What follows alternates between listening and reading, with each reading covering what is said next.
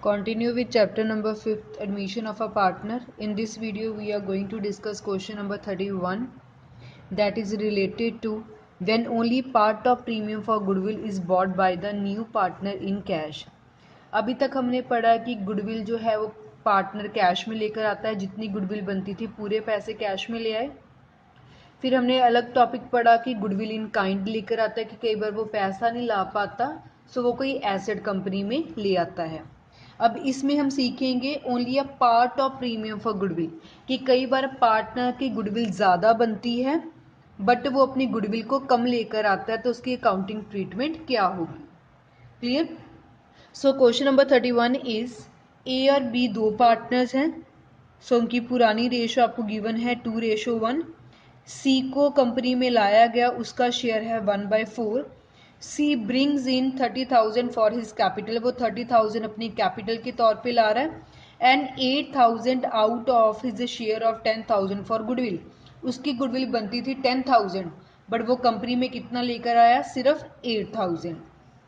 Before admission goodwill existed in the book at 18,000, और आपको बोली है कि कंपनी में पुरानी गुडविल थी उसकी एडमिशन से पहले 18,000। आपने जर्नल एंट्री पास करनी है। सबसे पहले एडमिशन ऑफ अ चैप्टर में जितने भी हमारे पुराने प्रॉफिट रिजर्व पुरानी गुडविल होगी वो पुराने पार्टनर पुरानी रेशो में हम डिवाइड करेंगे।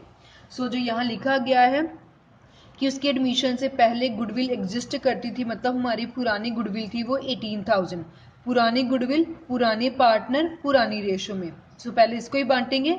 सो इसकी एंट्री बन जाएगी A's capital account debit, B's capital account debit to goodwill.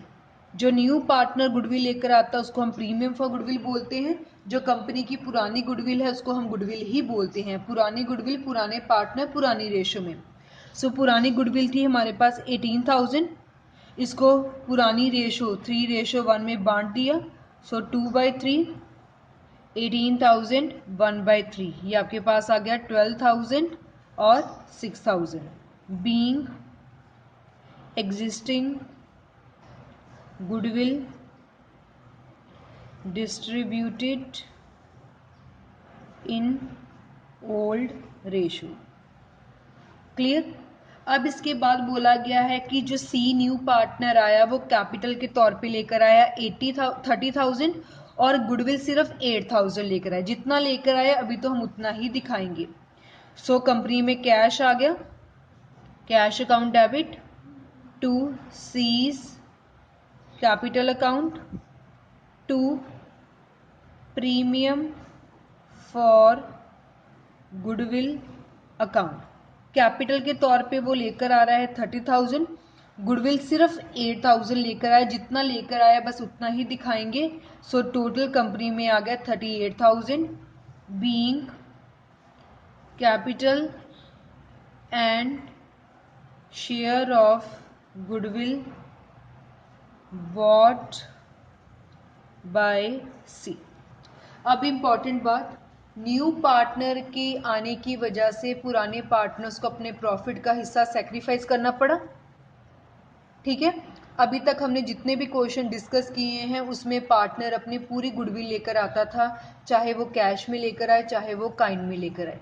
But इस क्वेश्चन में पार्टनर जो है अपनी पूरी गुडविल नहीं लेकर आया, बट पार्टनर ने तो सेक्रीफाइस कर दिया, उनका तो हमने पूरा सेक्रीफाइस करना ही है। जितना सेक्रीफाइस किया उतना हिस्सा उनको ज़रूर मिलेगा। सो यहाँ आपको एक बात ध्यान रखनी है, अगर कोई पार्टनर अपनी गुडविल कम लेकर आता है तो बाकी जो अमाउंट है हम उसको उसके कैपिटल में से निकाल लेते हैं, क्योंकि गुडविल तो हमने पूरी बांटनी है, चाहे पार्टनर ना लेकर आए चाहे पार्टनर थोड़ी लेकर आए। अगर पार्टनर अपनी गुडविल पूरी लेकर आते थे हम उनकी कैपिटल को हाथ भी नहीं लगाते थे। बट इन केस अगर पार्टनर अपनी गुडविल का कम हिस्सा लेकर आए हैं या गुडविल लेकर ही नहीं आए हैं, तो जो कम लेकर आए हैं वो हम कहाँ से निकाल लेंगे, उनकी कैपिटल अकाउंट से।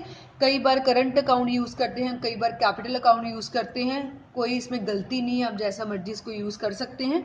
सो ध्यान से देखना, प्रीमियम फॉर गुडविल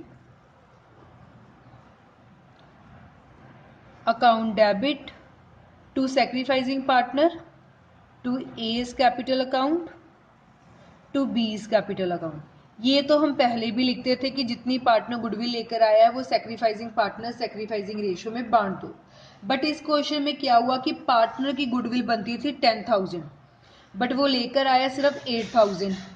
सो जो रिमेनिंग अमाउंट है अब हम कहाँ से लेंगे, उसकी कैपिटल में से, क्योंकि हमने तो पूरी गुडविल आपस में बांटनी है। सो जो रिमेनिंग अमाउंट है उसकी कैपिटल में से विड्रॉ कर रहे हैं। सो सीज कैपिटल और करंट अकाउंट जो मर्जी यूज करें आप, दोनों ही सही है। 8,000 वो लेकर आए, वो वहां से ले लिया। जो 2,000 वो नहीं लेकर आए, कम लेकर आए थे, उनकी कैपिटल में से विड्रॉ कर लिया। बांटना हमने पूरा ही है, चाहे पार्टनर कम लेकर आए चाहे पार्टनर नहीं लेकर आए। अगर वो नहीं लेकर आ रहा है, कम लेकर आ रहा है, तो उसकी कैपिटल अकाउंट में से पैसे निकाल दो। और अगर वो पूरी गुडविल ला रहा है तो कैपिटल को हम छेड़ते भी नहीं है, जैसे हमने पहले वाले क्वेश्चंस में किया। अब इस क्वेश्चन में पहली बात की हमें सैक्रिफाइसिंग रेशियो ढूंढनी पड़ेगी कि हमें पहले गिवन है। अब आपको क्वेश्चन में सिर्फ ए और बी की पुरानी रेशियो गिवन थी और सिर्फ न्यू पार्टनर का हिस्सा गिवन था। हमने पढ़ा हुआ है कि अगर सिर्फ ओल्ड रेशियो और न्यू पार्टनर का हिस्सा गिवन हो तो जो सैक्रिफाइसिंग होती है वो ओल्ड के बराबर ही आती है। तो इस क्वेश्चन में हमें सैक्रिफाइसिंग रेशियो ढूंढने की जरूरत नहीं पड़ेगी, क्योंकि वो ओल्ड के इक्वल ही आ जाएगी, that is 2:1। Clear.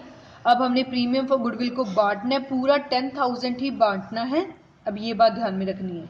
So 10,000 multiply 2/3, 10,000 multiply 1/3, तो ये आ जाएगा, पॉइंट्स में आएगा, राउंड ऑफ करके हम इसको लिख लेंगे।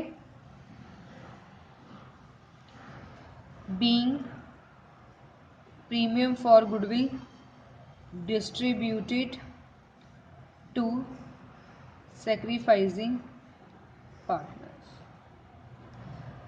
हाँ जी, क्लियर। सो पहले इस क्वेश्चन में आपको पुरानी गुडविल गिवन थी, पुरानी गुडविल पुराने पार्टनर पुरानी रेशियो में।